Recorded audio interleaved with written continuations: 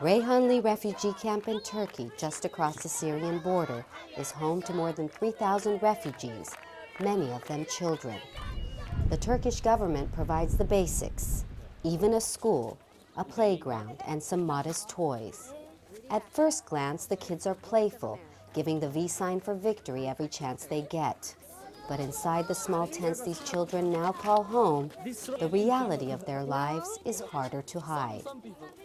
14-year-old Mustafa Harmoush came to Turkey with his family 8 months ago. From car to the borders. بعدين and he found 3 soldiers, Turkish soldiers, and they bring him to the camps. What does he do here? شو عم تساوي هون هلا؟ Nothing. Mustafa is the nephew of General Harmoush, one of the first defectors from Bashar Assad's army, who was kidnapped and brought back to Syria and forced to confess on national television. His older cousin was killed and found tied to a tree. Mustafa hasn't been allowed to see this video, but his eyes quickly fill with tears when I ask him about Syria.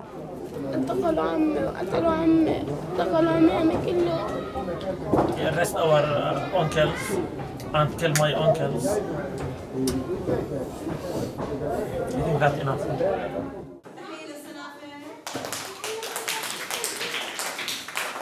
13-year-old Sarah recently arrived here from Homs, the focus of an intense military crackdown. She says shelling destroyed her home.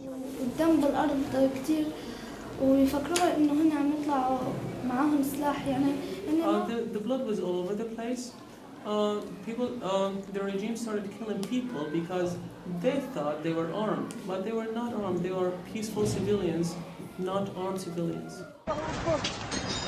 Sarah says she had to quit school and leave Homs because the situation for the children, especially the young girls, was extremely dangerous. When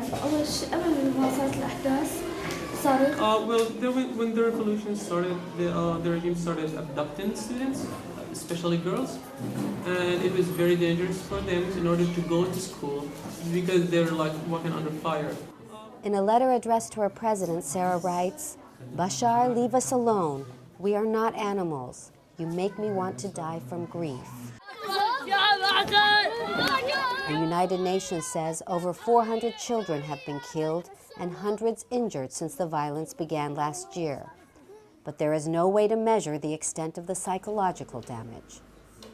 The scars of the brutality they've witnessed is painfully evident, not just in their faces, but in their drawings, in their playing, and even in their dreams.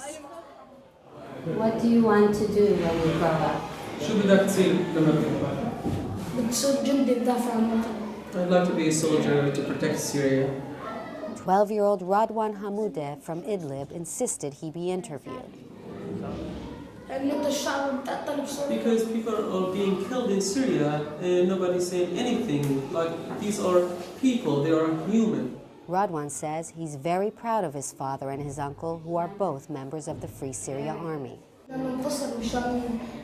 We'd like to be freed from Bashar and the struggle we've been having in Syria. You want to go back to Syria? بدك ترجع على سوريا؟ Of course I'd like to go back to Syria. Despite the tragedy of their past and the hardships of their present, these children here still hold on to hope for their future. Hope that they will one day return to a Syria free of violence.